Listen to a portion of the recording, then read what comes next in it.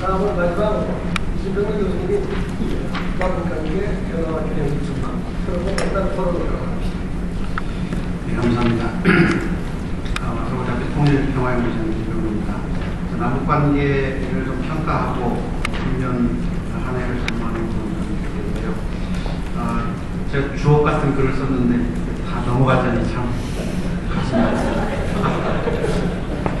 저는 63페이지부터 좀 봐가면서 말씀드리겠습니다.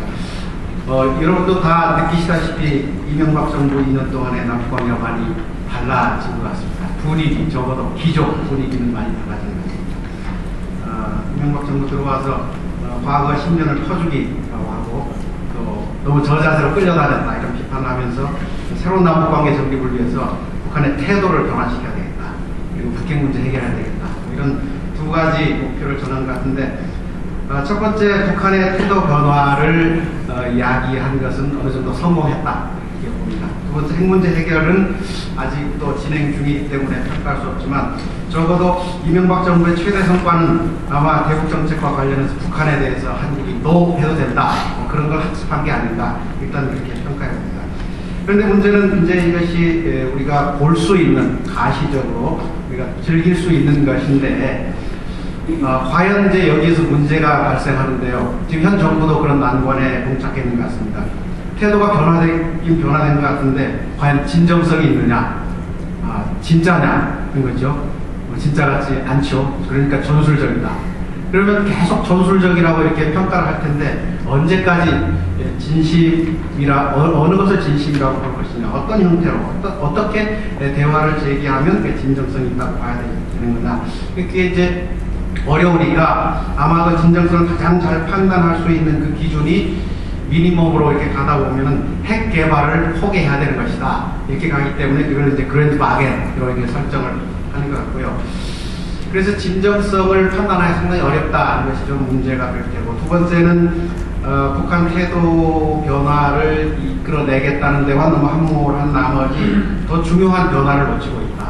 중요한 변화라는 것은 좀 더 심층적인 변화, 그러니까 과거에 햇볕 정책이 추구하려고 했던 그런 변화, 주민들의 변화, 의식 변화, 근본적인 변화, 그런 것들을 놓치고 있는 건 분명하다. 만약에 과거 지난 2년 동안에 지난 8천만 달러치 생필품을 북한에 제공하고 광물을 들여오고 하는 그런 파트가 실현됐다면 어떻게 됐을까? 생필품의 비누, 치약, 칫솔 이런 것들이 북한의 시장을 점유하지 않았을까? 그러면 북한 사람들의 의식이 좀 많이 변화되지 않았을까 하는 그런 생각을 해보면서 놓치고 있는 부분도 분명히 있다. 그리고 세 번째는 남북 관계가 이렇게 단절되면서 중국으로 북한이 많이 휩쓸려 있다, 의존되고 있다 하는 문제고요. 그다음 네 번째로는 북한의 태도가 만약에 돌변한다면 그 태도를 또 완전히 바꿨다고 할 수 없었기 때문에 과거 햇볕 정책과 같은 똑같은 문제에 봉착할 것 같아요. 변화됐느냐 안 됐느냐에 대해서 그런 것들을 요즘 우리가 보고 또 있지 않는가 싶습니다. 그렇다면은 이런 새로운 남북관계 발전을 구상하기 위해서 정부가 구상을 한다면 적어도 저는 세 가지 목표를 두어야 한다.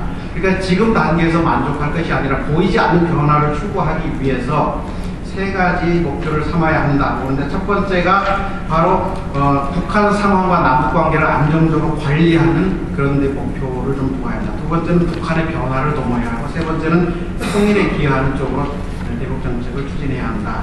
이렇게 봅니다. 그 내용들에 대해서는 시간이 없으니까 남북관계를 안정시키기 위해서는 정부에서 지금 계획한 대로 남북대화 상설기구 설치가 필요할 것 같고, 두 번째는 한반도 재난재해 대책기구가 만들어져야 될 것 같고, 세 번째는 시민사회의 그 대북 활동, NGO의 대북 활동과 교류를 적극 지원해야 한다. 그리고 네 번째로는 금강산 관광, 개성 관광 속히 재개할 필요가 있다. 이렇게 지적하고 싶고요. 북한 변화를 위해서는 저는 북한의 정치적인 민주화, 경제적으로 시장화 쪽으로 계속 나가야 된다. 그러나 이 방법에 있어서는 쿠데타 형식의 민주화가 아니라 북한의 정치 의식과 관계되는 것이기 때문에 정치 경제 의식을 변화시키는 이런 방식의 변화를 추구하고, 또 시장화도 마찬가지로 몇 가지 안은 있을 것 같습니다만 생각을 하겠습니다. 그 다음에 통일 부분에서는 인도주의 지원 같은 게 필요하고 북한의 주민들의 의식 변화하고 통일이기 때문에 통일은 북한 주민들이 선택을 하는 것이고 그런 점에서 목표를 북한 사람들의 의식 변화에 초점을 둔다면 인도주의 대북 지원이라든가 이산가족 남북자 그 사람들에 대한 지원 등 통해서 북한 사람들의 변한 태도를 변화시켜야 되지 않겠는가. 또 탈북자 지원 정책을 좀 더 성공적으로 해야 되지 않겠는가. 그런 문제점들 또 이슈를 던져봅니다. 그리고 통일의 그 큰 그림을 뭐 경제공동체, 국가연합, 정치통합 이런 구성을 가지고 그 전략들을 추진해야 할 것이다 생각합니다. 그렇다면 이제 올 한 해 동안에 남북 협력을 전망해 본다면 첫째 북한이 앞에서도 김용인 박사님께서도 잠깐 언급해 주셨는데 북한이 신년사를 통해서 주민생활 향상을 목표로 정하고 올 한 해 구호로 내걸었고 남북관계를 개선시키고자 하는 여러 가지 제안들을 해오고 있습니다.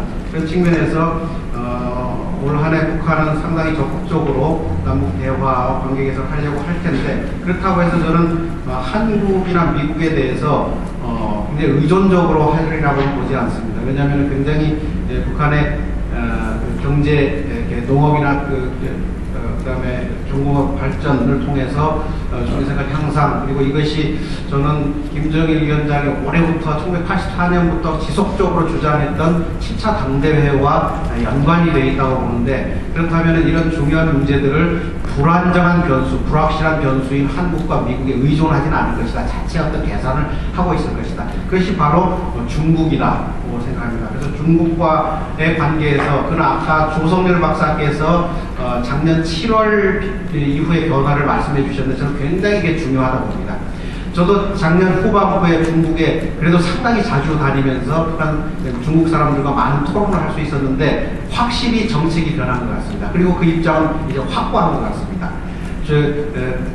낮은 상품 쪽하고 신의주 쪽의 경제 개발을 통해서 비핵화를 달성하겠다. 그러니까 동맹관계의 발전을 기초로 해서 비핵화를 달성한다는 확고한 방침을 세우고 이것은 미국의 요구에도 불구하고 지속적으로 밀고 나갈 거라고 그렇게 생각합니다. 그런 점에서 원자과가 10월 달에 방문하고 더 이상 핵실험은 없다는 환영을 받은 후에 적극적으로 경제실험에서 체제를 보장해 주고 있는 게 아닌가 이렇게 판단을 합니다. 그런 측면에서 북한이 나름대로 어떤 그 확신 또 그런 계산을 가지고 지금 뭐 시장도 단속하고 반대로 이렇게 계획경제로 간다. 저는 그렇게 보고 있습니다. 그런 점에서 올해 남북관계는 미국과 한국이 걸림돌만 되지 않으면 좋겠다. 저는 그렇게 계산을 하고 중국과 미국 관계에서 나갈 것 같다 생각합니다. 그러면서 지속적으로 평화체제라든가 대화는 지속적으로 주장하겠죠. 문제는 이제 마지막으로 한국 정부의 선택에 달려 있을 것 같은데 금년에 그 이명박 대통령 국정연설에서 신년 국정연설에서 그랜드 바겐이 일단 빠져 있는데 비핵화라는 건 들어가 있지만 그랜드 바겐을 굉장히 중시했던 정책인데 그게 빠져 있는 게 혹시나 어떤 전략적 유연성을 위해서 인 게 아닌가. 그리고 금년 상반기에 대북 지원이라는 걸 적극적으로 하고 또 남북 관계를 개선해 가면서 정상회담 같은 걸 도모하려고 한국 정부가 하지 않겠는가. 그렇게 생각합니다. 그래서 남북관계 잘 될 거다. 반갑습니다. 교수님. 자, 감사합니다. 시간을 한 20분씩 드려야 되니까 5분